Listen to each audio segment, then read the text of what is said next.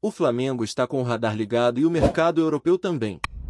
A diretoria rubro-negra já traçou uma linha clara: se algum clube quiser levar Léo Ortiz, vai ter que chegar com uma proposta que supere a casa dos 80 milhões de euros. E não é exagero dizer que isso pode se transformar facilmente na maior venda da história do clube.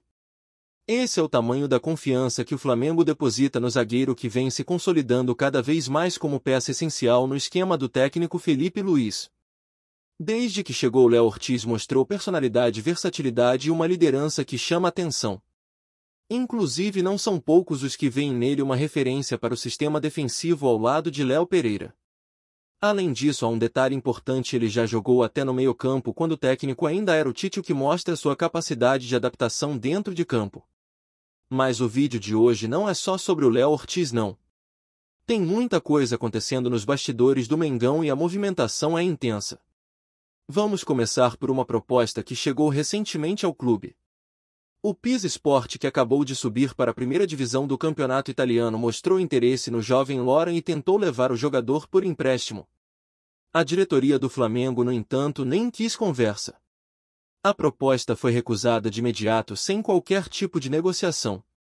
Isso mostra que o clube está cada vez mais criterioso em suas decisões e não vai liberar qualquer jogador sem que a proposta seja realmente vantajosa. E se teve proposta recusada, também teve negociação que andou. O nome da vez é Vitor Hugo. O meia, que estava emprestado ao futebol turco, teve seu vínculo encerrado e já está de volta ao Brasil. Inclusive, nesses dias por aqui, ele celebrou o nascimento do seu filho, e claro, desejamos muita saúde e felicidade para a família. Enquanto isso, nos bastidores, o Flamengo já acertou os termos com o Famalicão de Portugal. A equipe portuguesa demonstrou interesse em contratar Vitor Hugo em definitivo e chegou com uma proposta que agradou. O Flamengo deu sinal verde para os representantes do jogador acertarem os detalhes diretamente com os dirigentes do Famalicão. Esse movimento já mostra um avanço importante na negociação e tudo indica que a transferência está próxima de ser concretizada. Aliás, essa não seria a primeira vez que o Famalicão serve como ponte entre o Flamengo e o futebol europeu. Um exemplo recente é o volante Otávio, que deixou o Flamengo, passou pelo Famalicão e acabou sendo vendido ao Porto. Ou seja, o clube português tem um histórico de funcionar como vitrine para jogadores que querem ganhar espaço na Europa. Agora resta saber se os empresários do Vitor Hugo vão conseguir bater o martelo com os dirigentes portugueses para concretizar a transferência. Mas o fato é que o Flamengo já liberou e não deve colocar obstáculos. Agora vamos falar de um outro nome que vinha sendo bastante comentado: Wesley. O lateral direito, revelado na base do Flamengo, despertou o interesse de diversos clubes do continente europeu.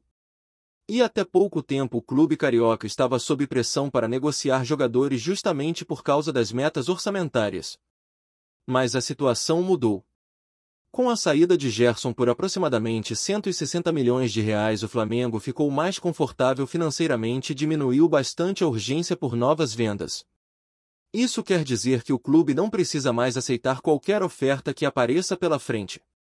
Mas atenção, isso não significa que o Flamengo desistiu de vender o Wesley ou que o jogador não pode sair. Significa apenas que agora o clube pode negociar com mais calma, com mais critério. Em outras palavras, o Flamengo não vai mais se precipitar. Antes, se uma proposta oficial caísse na mesa, a diretoria talvez fosse obrigada a aceitar para cumprir metas. Agora, com a venda do Gerson, o clube pode segurar, avaliar melhor, pedir um valor mais alto e até recusar propostas se achar que não vale a pena. Essa tranquilidade muda o jogo nas negociações. Inclusive, um detalhe interessante é que o antigo técnico do Atalanta, que quase levou Wesley na última janela, agora está comandando a Roma e ainda segue de olho no jogador. Essa conexão pode fazer com que o lateral volte a ser alvo de uma possível investida da equipe italiana. O que se sabe é que vários clubes europeus ainda têm interesse em contar com o futebol do Wesley e o Flamengo vai seguir monitorando todas as movimentações com muita cautela. Voltando ao assunto do Léo Ortiz, dois clubes já manifestaram interesse formal: a Juventus da Itália e o Olympiacos da Grécia. Mas o posicionamento do Flamengo é firme. Qualquer negociação só será aberta se a proposta alcançar o valor da multa rescisória, que ultrapassa os 80 milhões de euros. Isso dá mais de 450 milhões de reais. Um valor astronômico, sim, mas que o Flamengo acredita que condiz com o potencial e a importância do atleta dentro do elenco. E é exatamente essa postura que mostra como o clube está estruturado financeiramente. Não há desespero, não há necessidade imediata de vender. O Flamengo pode se dar ao luxo de manter seus principais jogadores por mais tempo, fortalecendo ainda mais o elenco. O técnico Felipe Luiz inclusive conta com Léo Ortiz como um homem de confiança para a sequência da temporada.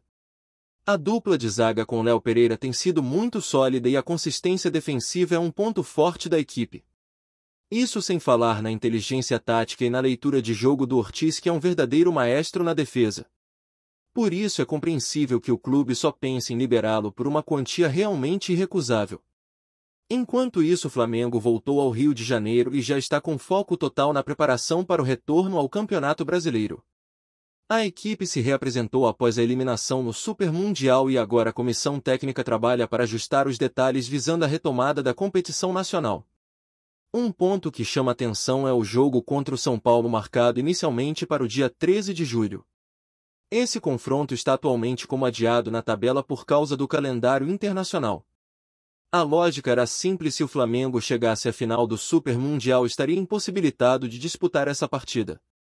Mas como isso não aconteceu, existe uma expectativa de que a CBF possa rever essa decisão e confirmar a realização do jogo na data original.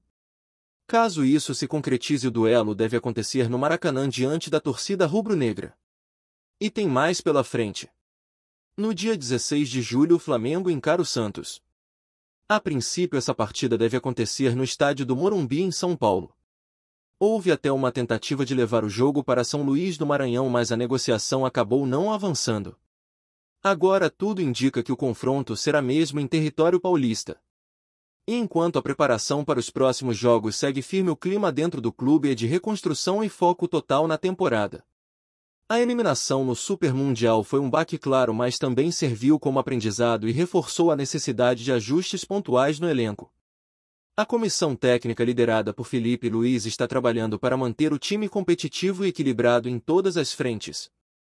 A expectativa da torcida é grande, especialmente porque o Flamengo tem um elenco recheado de talento, com jogadores jovens em ascensão e veteranos que sabem o peso de vestir o manto rubro-negro. É esse mix de juventude e experiência que pode ser o diferencial nos próximos desafios. Aliás, é bom destacar o papel que Felipe Luiz vem desempenhando desde que assumiu o comando da equipe.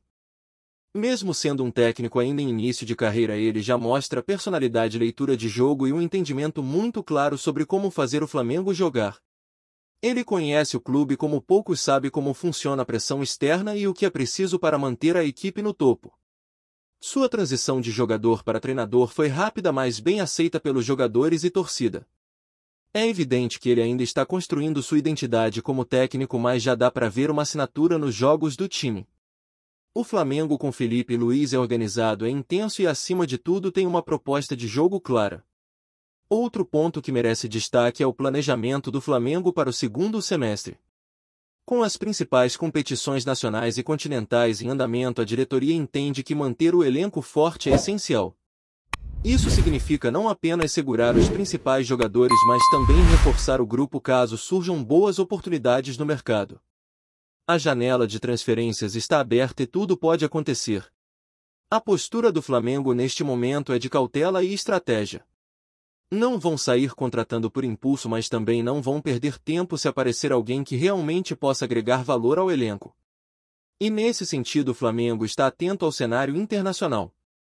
A Europa, como sempre, monitora o mercado sul-americano de perto e o Flamengo é uma vitrine privilegiada. Jogadores como Léo Ortiz, Wesley e até mesmo alguns garotos da base já estão no radar de clubes importantes. Mas o clube sabe que para manter o alto nível é preciso segurar esses talentos por mais tempo. A mentalidade mudou. Se antes a realidade impunha a necessidade de vender, hoje o Flamengo está mais estruturado e pode negociar em condições mais favoráveis. Não vende mais por pressão financeira e sim por estratégia. Isso muda completamente a forma como o clube se posiciona nas tratativas. O torcedor rubro-negro, claro, acompanha tudo de perto. Há uma ansiedade natural para saber se novas contratações estão a caminho, se algum titular pode sair, se a base vai ter mais espaço. Mas o que se percebe é que neste momento o Flamengo aposta na estabilidade. A ideia é não mexer demais no que já está funcionando. O time vem apresentando bom futebol e está na briga pelos principais títulos da temporada e com ajustes pontuais pode sim alcançar voos ainda mais altos. Não dá para esquecer que o calendário é pesado, as competições são longas e ter um elenco numeroso e qualificado faz toda a diferença na reta final. Vale mencionar também a importância do Maracanã nesse momento. Com a volta dos jogos ao estádio, o Flamengo reencontra seu habitat natural. É ali diante de sua torcida que o time costuma crescer e impor seu jogo. A sintonia entre arquibancada e gramado é um fator determinante para o sucesso do clube. E com os jogos importantes se aproximando, o apoio da nação será mais uma vez fundamental. Felipe Luiz sabe disso, os jogadores também. E é por isso que a preparação está sendo feita com tanto cuidado. Cada detalhe conta. Cada treino pode ser decisivo. E o foco agora é total nos próximos desafios do Campeonato Brasileiro. Falando em Campeonato Brasileiro, a expectativa para a sequência da competição é enorme. O Flamengo está entre os favoritos e tem totais condições de brigar pelo título. Mas não será fácil. Os adversários estão fortes, o nível de competitividade é alto e qualquer vacilo pode custar caro. Por isso a palavra de ordem no ninho do urubu é regularidade. O time precisa manter o bom desempenho, principalmente nos jogos fora de casa, que costumam ser os mais complicados. Jogar no Maracanã é sempre um trunfo, mas somar pontos longe do Rio de Janeiro é o que realmente faz diferença na tabela. Além do Brasileirão, tem também a Copa do Brasil e a fase decisiva da Libertadores. E é nessas horas que o elenco precisa mostrar sua força. A rotação de jogadores será essencial, assim como a capacidade de se adaptar a diferentes estilos de jogo. É aqui que entram as lideranças do grupo, jogadores experientes que sabem conduzir o time nos momentos de pressão. Gente como Davi Luiz, Arrascaeta, Pedro e Everton Ribeiro têm um papel fundamental tanto dentro quanto fora de campo. Eles são o alicerce da equipe e ajudam a moldar o comportamento dos mais jovens. Esse equilíbrio entre juventude e experiência é uma das grandes virtudes do elenco atual. E se o momento é de decisões dentro de campo, fora dele, o Flamengo também segue trabalhando forte. A diretoria está empenhada em manter a saúde financeira do clube e ao mesmo tempo garantir competitividade esportiva. Isso passa por uma gestão responsável com investimentos bem planejados e metas claras. A venda do Gerson foi um exemplo disso. Além de trazer um bom retorno financeiro, ajudou a aliviar a pressão orçamentária e permitiu ao clube respirar com mais tranquilidade. Agora, com a meta de vendas praticamente batida, o Flamengo pode se concentrar em reforçar o grupo e não apenas em vender. Por fim, é importante destacar que tudo o que está sendo construído agora vai refletir diretamente no futuro do clube. O Flamengo vive uma fase de transição em que resultados imediatos são importantes, mas a visão de longo prazo também é prioridade. Manter um elenco forte, revelar talentos, equilibrar as contas e conquistar títulos, esse é o desafio. E pelo que temos visto, o caminho está bem traçado. O torcedor pode esperar um segundo semestre de grandes emoções, com o time entrando em campo para disputar tudo com garra, qualidade e aquele espírito rubro-negro que faz a diferença. O vídeo de hoje trouxe muitas informações de bastidores, atualizações importantes sobre o mercado e os próximos passos do Flamengo. Mas tudo isso é só o começo. Tá curtindo o vídeo? Então deixa aquele like maroto, comenta aí o que tu tá achando e compartilha com os parceiros de arquibancada. Bora fortalecer o Central Rubro-Negro, rapaziada. O Flamengo começa a movimentar o mercado da bola em busca de peças para recompor o elenco após o encerramento de sua participação no Mundial de Clubes. Com a iminente saída de Gerson, o Coringa rubro-negro, a diretoria já se mobiliza para encontrar um substituto à altura. Um nome que volta a ganhar força nos bastidores da Gávea é o do meia argentino Ezequiel Barco, atualmente no River Plate. A possível contratação do jogador reacende esperanças no clube carioca, que enxerga em Barco as características ideais para preencher o vazio técnico e tático deixado por Gerson. A saída de Gerson, confirmada nos bastidores e tratada como questão de tempo, abre espaço para um jogador dinâmico, com capacidade de atuar entre as linhas, que ofereça intensidade e inteligência na ocupação dos espaços. Barco, conhecido por sua habilidade, velocidade e visão de jogo, cairia como uma luva no esquema de Tite. O argentino tem se destacado no futebol sul-americano e é visto como um meio-campista moderno, com talento tanto para iniciar jogadas quanto para se infiltrar na área adversária, algo que Gerson fazia com maestria. No entanto, a negociação está longe de ser simples.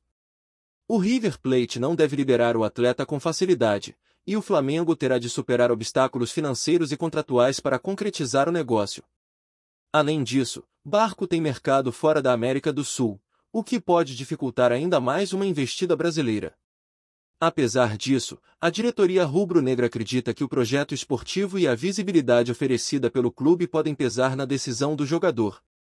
Com Gerson e Wesley de saída, o Flamengo precisa agir rapidamente para manter o nível competitivo em um calendário que seguirá exigente no segundo semestre, com a continuidade do Campeonato Brasileiro, Copa do Brasil e Libertadores.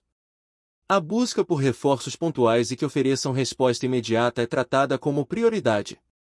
Ezequiel Barco representa exatamente esse perfil, jovem, talentoso e com capacidade de adaptação rápida, especialmente em um clube com grande estrutura como o Flamengo.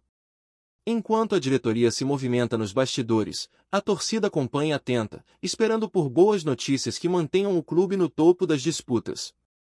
O nome de Barco já agita os bastidores, e se concretizado, promete ser um dos grandes movimentos do mercado nesta janela. É isso, família! Valeu demais por acompanhar até aqui! Se ainda não se inscreveu, tá moscando, hein? Ativa o sininho para não perder nenhum papo de Mengão Raiz. Aqui é Central Rubro Negro, aqui é Flamengo até morrer. Tamo junto!